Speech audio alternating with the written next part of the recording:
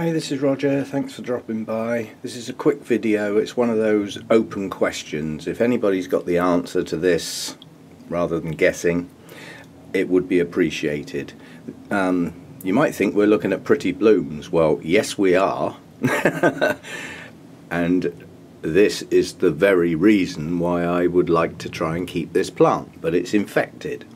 I'd like to keep this one, that's infected. So are those. They're having their daily soak. If you keep up with things, you'll know all about that. But this is an observation.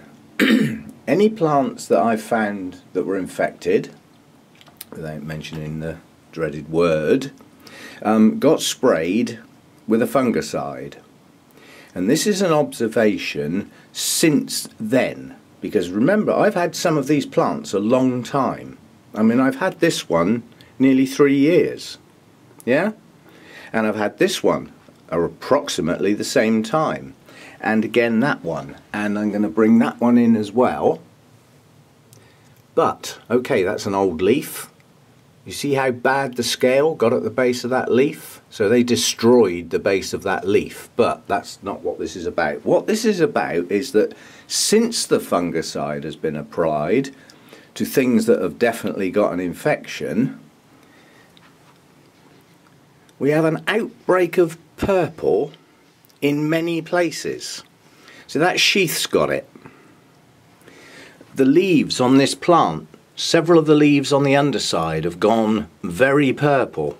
Yeah? I mean, this is a badly desiccated plant, and I don't think this one's going to make it. But I'm giving it a chance because I like those blooms.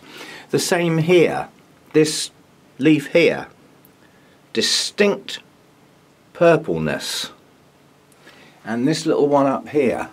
Yeah? On that old leaf that's dying off. It might be that the whole plant's dying off, but it's got new growths, this plant. Yeah? Got one here, and one here. So, but what it hasn't got is a decent root system. But again, purple.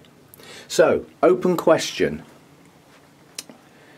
If the fungicide has killed this, which I'm hoping it has, and you know, multiple applications will be applied at appropriate times to do my best to kill it off.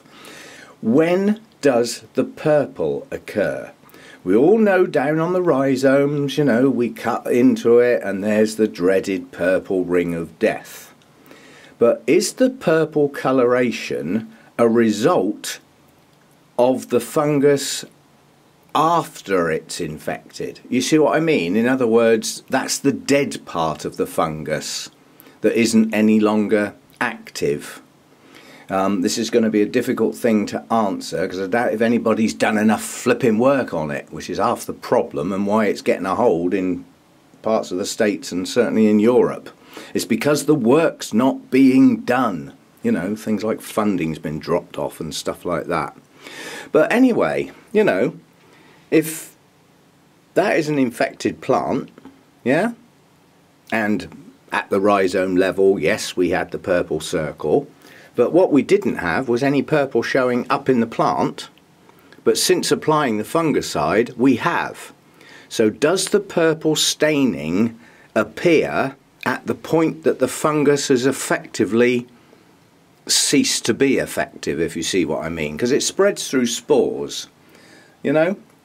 So it moves up through the tissues of the plant, and basically it just blocks all the pathways through the, you know, interaction of the spores. So where the hydration and, you know, nutrients and things like that are trying to pass through the plant, the spores of this dreaded stuff just block those pathways. So effectively the plant starves to death. You know, it just can't get nutrients and it can't get hydration. But they often continue to live because they can get some hydration through their leaves and through what little bit of root system's still hanging in there. So if anybody can find an answer to this definitely, at what point does the purple staining occur? Because it looks to me as though as the fungicide kills this, it produces its purple staining. And if that's true, This is very good news, because one, it means I'm killing the flipping stuff off. The bad news is it's in a lot more of the plant than I would have suspected. Yeah? You don't normally see it on the leaves. You see it down in the rhizomes and the effect it has on messing your root systems up, because they can't grow, because they can't get hydrated. But yeah, I don't know whether this is a good result or a bad result. But, you know, see if anybody can come up with the answer. When does the purple staining occur? You know, is that purple staining there at the start of the infection, or is it left behind as it progresses through the plant? In other words, you know, the active spores and the damage is moving through the plant and it leaves behind the purple staining. Is that true? Yes or no? But anyway, this is an observation on, you know, definitely infected plants. And yes, I know I'm touching them, but they're all infected. It's not as if I'm transferring it, is it? And yes, I'll wash my hands. I know what you lot are like. I've had my hands on a lot worse stuff than that, and I'm still standing. I don't worry quite so much as some do. But yeah, we've definitely got purple appearing. And I'd like to know, is that good or is that bad? You know, I already know they're infected. I don't need telling. It's just a matter of it's the progress of the way this fungus works and at the point that the coloration appears. It would be very interesting to know that. Okay? Any help? Greatly appreciated. I know loads of people don't like this subject, but I've got it, whether I like it or not. I'm trying to deal with it. And I'm certainly not dealing with it with a flamethrower. It's funny, actually, the people who say, oh, dump the plant, they're the people who haven't got it. Yeah? You know, when you get up to hundreds of plants, what do? Take them all outside in the back garden and burn them? And start your whole collection again? Would you do that? In reality, would you do that? And the answer's just going to be no, isn't it? You've invested a lot of time and effort into building up a collection, and you've got a problem. You don't dump it. You try and deal with it, and that's what I'm trying to do. And I'm doing it with the only tools available, which is very, very limited. And I may lose the battle. I may win some, I may lose some. I might win. But if I don't try, I gain nothing. So taking them all out in the back garden and putting a flamethrower on them is a defeatist attitude that I'm not giving into. So we'll see how we go, but any help would be greatly appreciated. There's others around that have had this dreaded thing. You know, at what point does the purple occur? Interesting question. You know me, I always forget something. I'm using this as an excuse to add some words on the end of the subject matter for the video. But I did a video yesterday showing everything that was in bloom on that date as part of a potential series as the year progresses.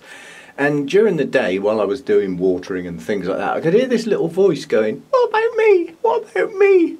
I forgot this one. How can I miss it? Oh, this is some Dendrobium moniliforms. I thought I'd better put it in a video or it'll sulk and then all the flowers will drop and the canes will die. Poor little thing. Anyway, back to the subject matter.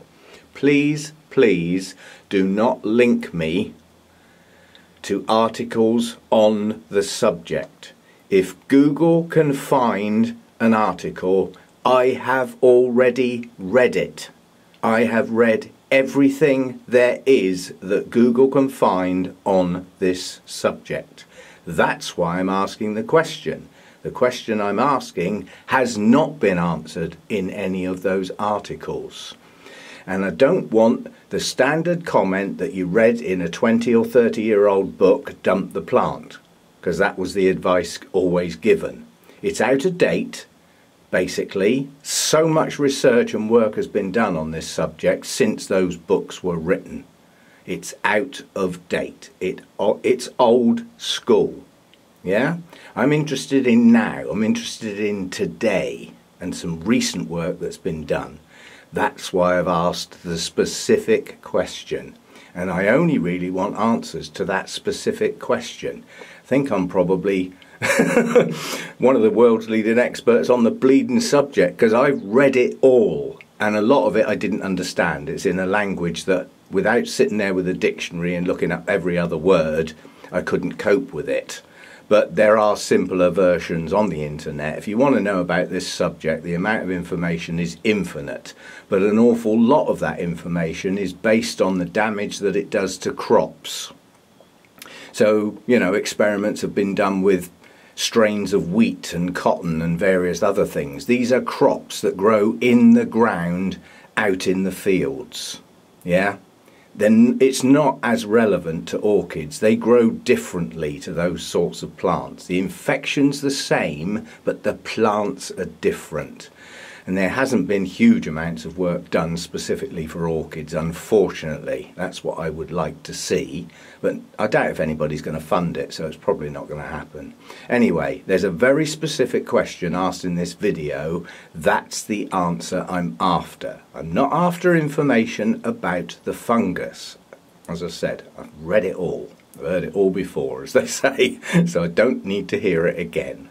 So if you can come up with the answer to the question, you can have a big star and a big tick, because I can't find it. If you can, great. That'll also mean I missed an article somewhere. But I need the answer to that very specific question. At what point does the coloration show? Is it the point at which the spores are effectively inactive and the live spores have yet to colour up and leave that coloration? That's the question I'm after. And sorry for missing you out, little baby. It's a shame. But if you hang in there long enough, you'll be in the next video. Fancy missing that one. It's because it was hiding behind another plant. That happens. That's life. Okay, I'll see you again next time. And I'm not doing any watering today. The next video I'm probably going to do is a culture video. So that'll be a new one for me. My idea with culture tips is to do them as I've got the plant in my hand. So it's scattered around in many, many videos in many places at different points in time. It's all there, but I'm going to do a specific culture video. And I've also got quite a few Phalaenopsis to repot. And no, I am not doing a Phalaenopsis repotting video. Said it once, I'll say it again. But I've got some things to do today that probably won't get filmed because I need to get a move on. Spring's here. You know, some things are due to be repotted and I want to catch them at the right time, so speed will be involved. Okay, thanks for dropping by. See you again next time.